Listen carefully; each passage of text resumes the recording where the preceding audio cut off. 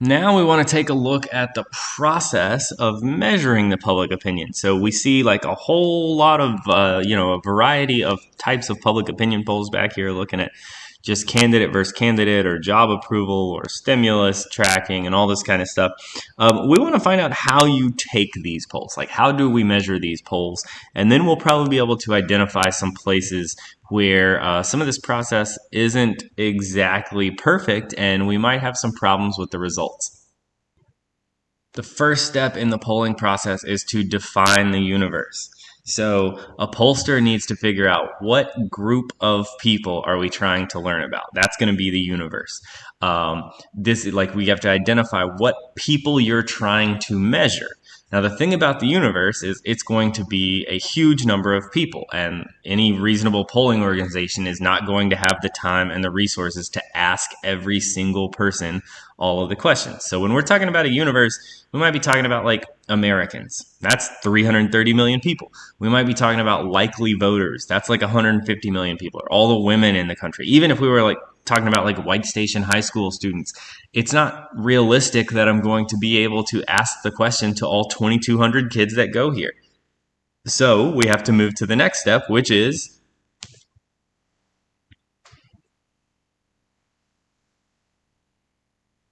creating a sample. Creating a sample means that we're going to take a smaller number of people, like a group that we can measure, and we're going to ask them all the things that we're trying to learn about, and we're going to use their answers to represent the answers of the universe.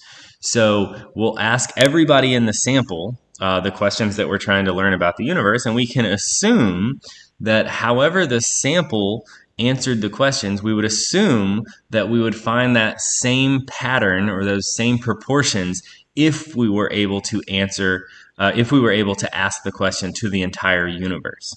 So we're going to look at a couple types of samples here: a random sample and a quota sample. The way that the sample is compiled is going to have a tremendous impact on the reliability or the validity of the poll. If the pollster can make a larger sample, like the larger the group that they can fit into the sample and ask the questions, the more accurate that poll is probably going to be. So there's a couple types of polls that are typically used, and these have impact as well. Now, the first of these would be a random sample. All a random sample means is that all of the people in the universe have an equal chance of being chosen for the sample. Okay, so like this would be like, drawing names out of a hat, or like ping pong ball lottery or something like that. Like every single person in there has the exact same random chance of being in the sample. Now, we could still have problems with the sample, and we'll get to that later. The quota sample is, that one makes more of an effort to choose a sample so that the demographics of the sample match the demographics of the universe. Right? Like if I were choosing people randomly to make up the sample, it's possible that I could choose like 100% men on accident, right? With the quota sample, I would make more of an effort to ensure that my sample was like balanced appropriately between men and women. But there's problems with this sample as well, because groups might have like, smaller groups, smaller demographic groups within your universe have a much better chance of being a part of the sample. Larger demographic groups in your universe have a much smaller chance. So it's not a perfect way of picking a sample either. The next step is to decide on our interview questions. We've got to develop questions that are going to be useful, and we're going to need to develop questions that don't encourage a particular type of answer.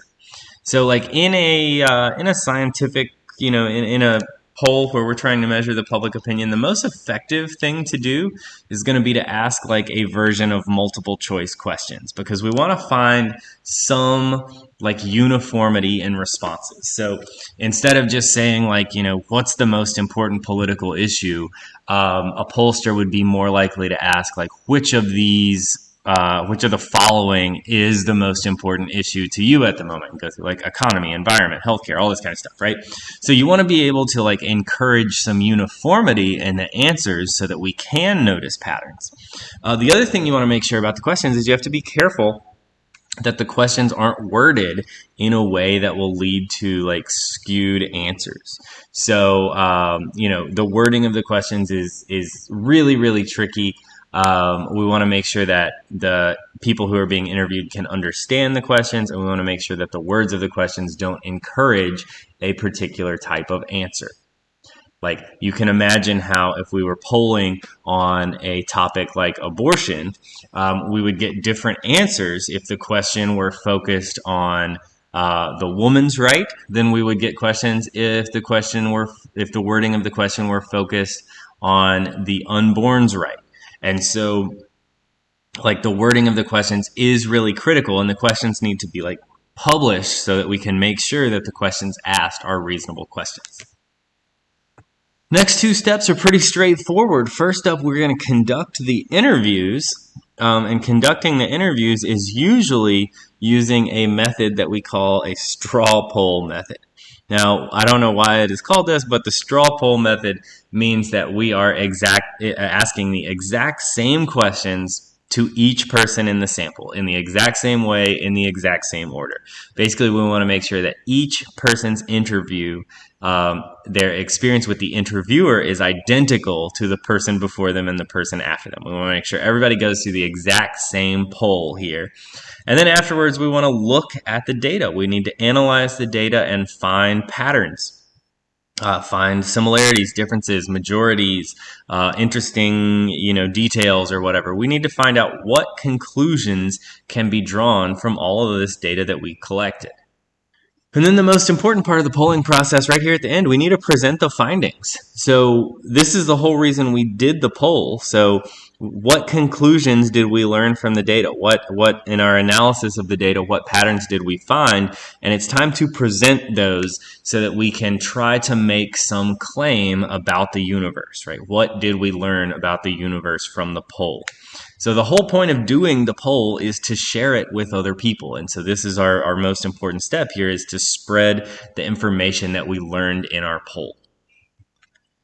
Not all polls are perfect, and you can see here at this actual poll that takes place at the Iowa County Fair, or the Iowa State Fair every year before the Iowa caucus. Now, this is not presented as a scientific poll, but you can see is a pretty goofy poll here where people drop a corn kernel in the jar of the candidate they support the most, and then these findings are reported on the news as an indication of how Iowa voters are feeling. But we need to take a look at the possible problems with polls so that we can see whether or not we should pay a lot of attention to the results.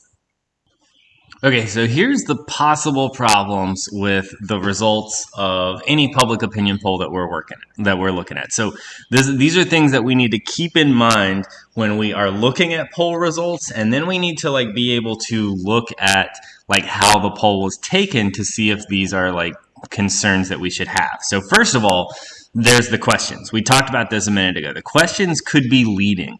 If the questions are worded in a way that shows bias, this can skew answers, right? So you have to be very careful with the wording of a question. Any poll that is a reasonable poll will actually post all of their interview questions in their polling information. So you can judge those questions yourself and see if you think those polls would lead the public to answer in a specific way. The other problem here is that people have no incentive to answer honestly. We are assuming that people are answering honestly, but people don't really trust polls. Lately, there's been a little more of an effort by some parts of society to answer polls wrongly on purpose to show that polls are wrong.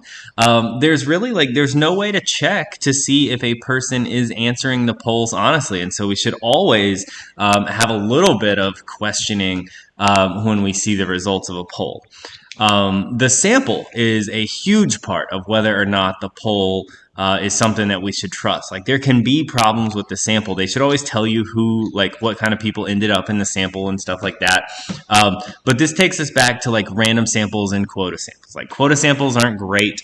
Random samples can have problems. If you just randomly happen to select a sample of students that was all seniors, and you tried to measure the attitudes about White Station that way, like that wouldn't be a good sample that showed us the whole school. So usually what we want to see is we want to see that samples were selected randomly, and then at that point the answers might be weighted to reflect the demographics. Like we want the people chosen randomly. That's still the best way to do it, but we probably need to weight their responses in a way that corresponds to the demographics of the universe.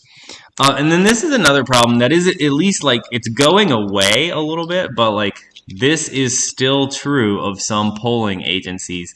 Polling agencies typically use a process called random digit dialing, where they are like dialing random phone numbers as a way to like get a random sample. And in the past, that has been done by only calling landline telephones. So like people that have telephones at their house instead of cell phones. And that has, like, the polling world has been slow to catch up with real society. And so this is less of a problem than it used to be, but it is still a problem with some polling organizations that they call landline phones or incorporate a lot of landline phones into their samples. And that means that the sample that we're drawing is probably an older sample. It probably skews toward older people. It might skew toward people with more income if they're still paying for a service that they don't really need. So this can be a real problem with the polls also. All right, so let's take a minute and talk about sampling error. Even though it says error in there, this is just a measure of the poll. This does not indicate that something went wrong with the poll here, but we use sampling error to measure the reliability or the validity of the results of a poll. So this is like a mathematical statistical calculation that comes with how they calculated the sample and all that kind of stuff. So if there is a larger sample, then you're going to end up with a smaller sampling error. Like we want to see small sampling error. A sampling error would give us a plus or minus number to let us know the real range of the answers in a poll. So a sampling error of plus or minus 3, that is typically the sign of a very good poll.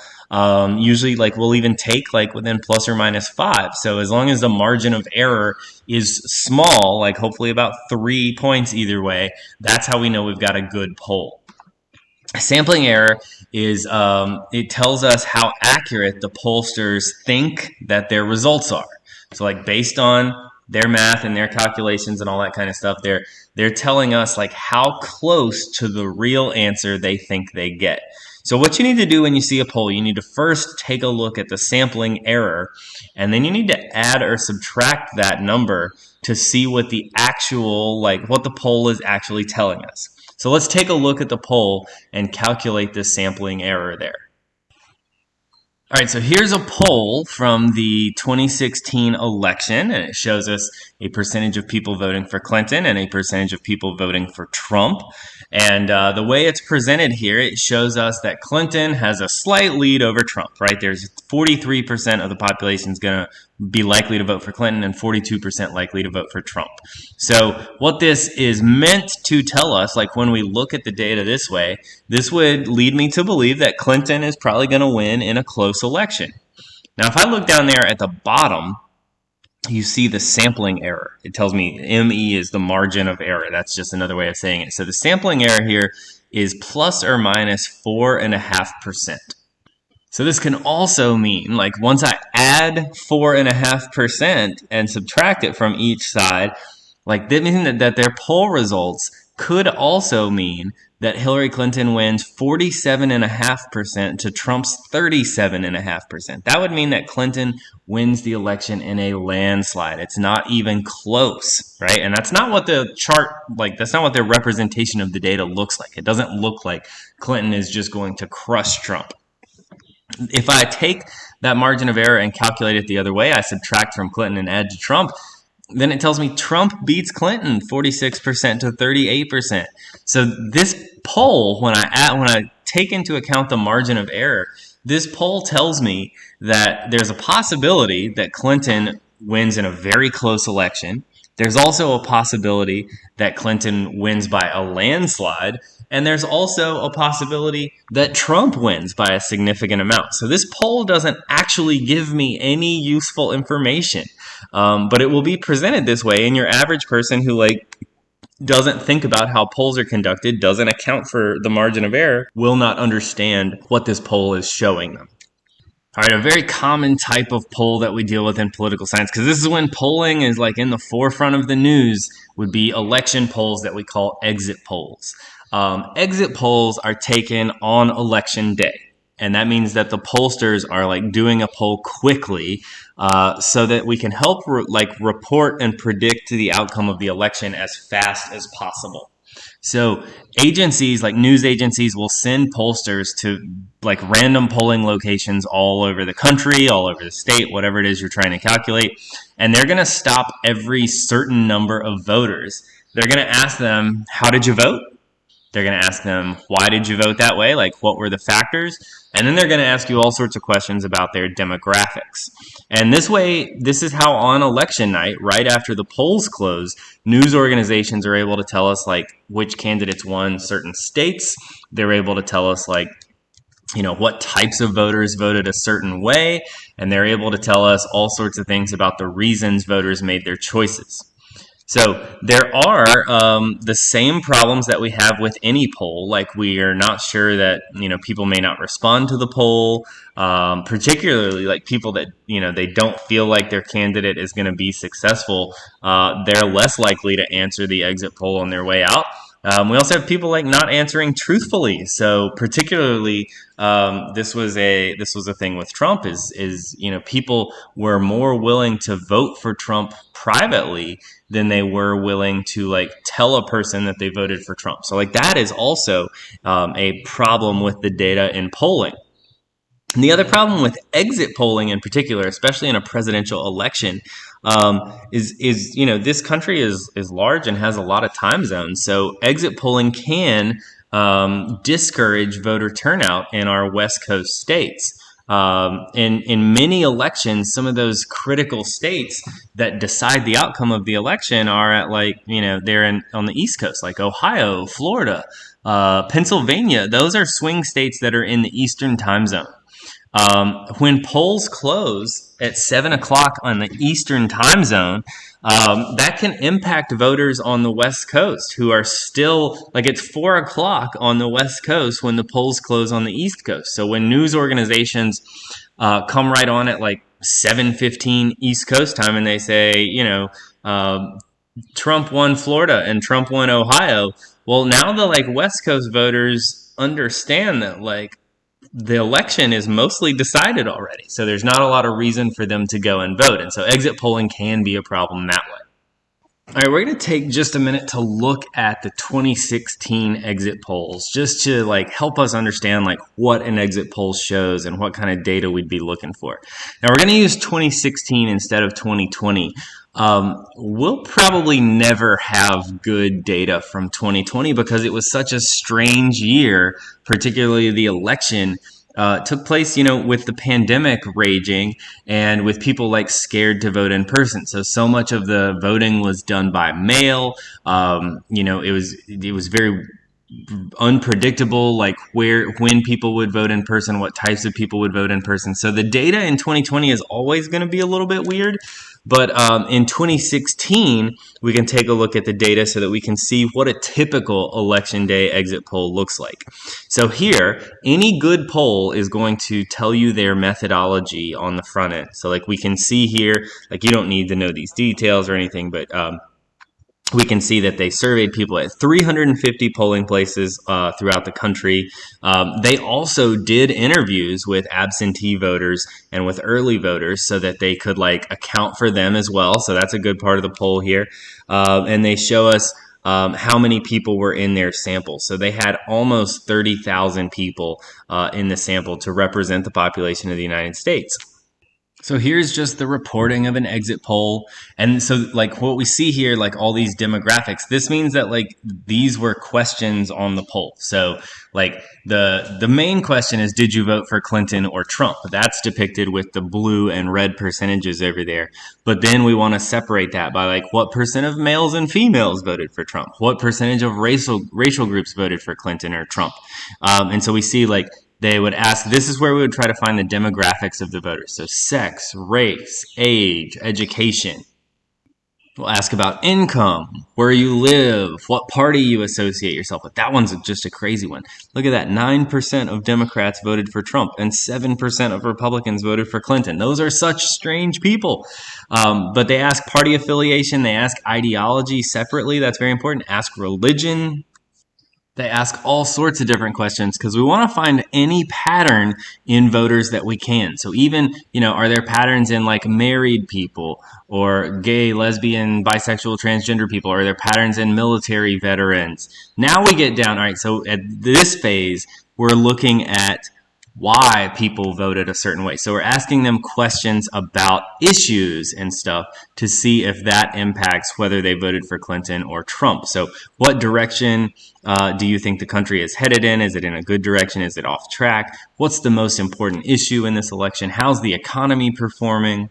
Asking more questions about like, what do you think about the future of the country? What do you think about immigration, about building a wall on the US-Mexico border?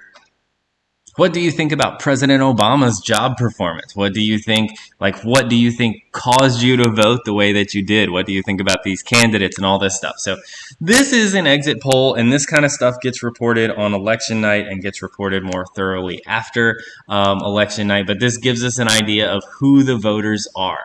It helps us predict the election results quickly on election night, but it helps give us an idea of why the election turned out the way that it did. All right, that's it for polling. Time to take a look at our bigly ideas for a second. Make sure we know the important things to remember here. Here's President Trump thinking of some of his polling. Trump was a big fan of the polls. He liked to pay attention to the polls, and he liked to brag about polls when he got good news. So here's Trump thinking about some of his polls. All right, pretty simple stuff here today. That we just need to be able to describe the process of conducting a public opinion poll. We want to be able to describe the ways that process might go wrong. Let's describe what are some potential problems with public opinion polls.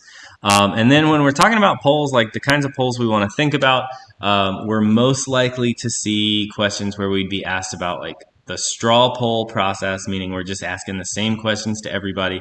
And we'll see questions about exit polls.